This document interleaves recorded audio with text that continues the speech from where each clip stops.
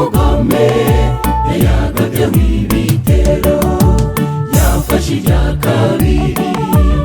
ararimbura yasimbuje isabato yera umunsi wa mbere itegeko rya 10 arigaba kabiri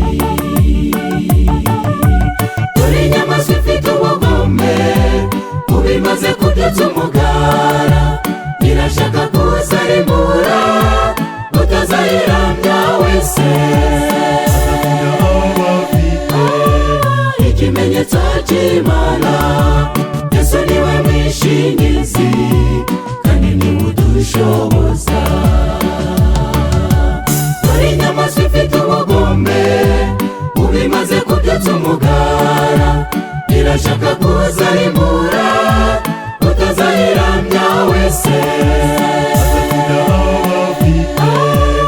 ikimenyetso cy'Imana Yesu niwe mwishingizi kandi niwe udushoboza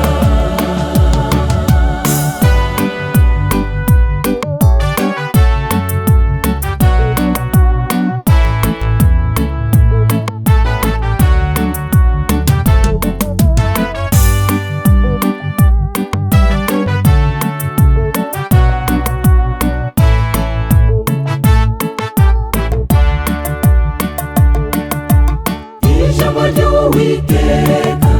ritubwira byose hagati y'ukuri n'ibinyoma hari intambara ikomeye uwo muremyi wa byose arahamagara batwibuke isabato tujye tuyiruhuka nicyo kimenyetso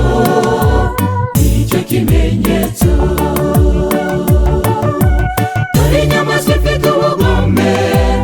ubimaze kubyutsa umugara irashaka kuzarimbura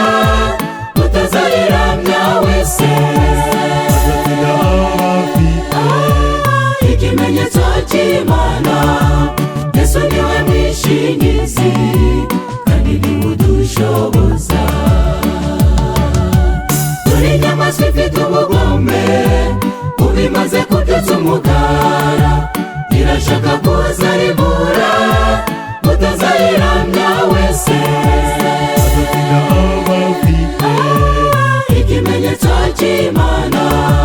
Yesu niwe mwishingizi kandi niwe udushoboza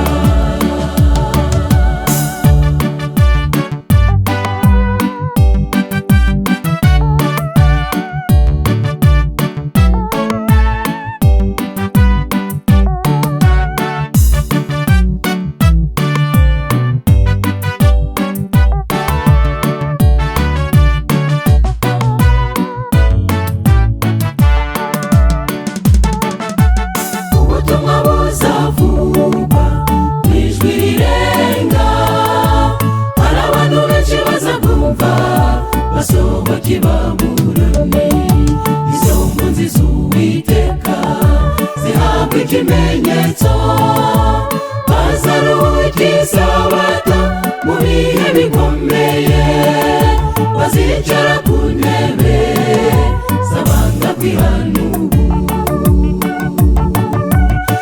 inyamaswa ifite ubugome ubimaze kubyutsa umugara irashaka kuzarimbura utazayiramya wese ikimenyetso cy'Imana Yesu niwe mwishingizi kandi niwe udushoboza dore inyamaswa ifite ubugome ubimaze kubyutsa umugara irashaka kuzarimbura utazayiramya wese ikimenyetso cy'Imana Yesu niwe mwishingizi kandi niwe udushoboza Yesu niwe mwishingizi kandi niwe udushoboza Yesu niwe mwishingizi kandi niwe udushoboza